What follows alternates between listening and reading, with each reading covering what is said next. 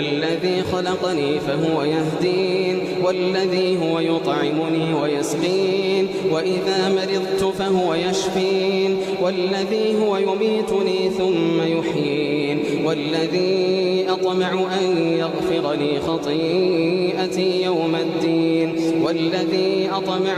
يغفر لي خطيئتي يوم الدين رب هب لي حكما وألحقني بالصالحين واجعل لي لسان صدق في الآخرين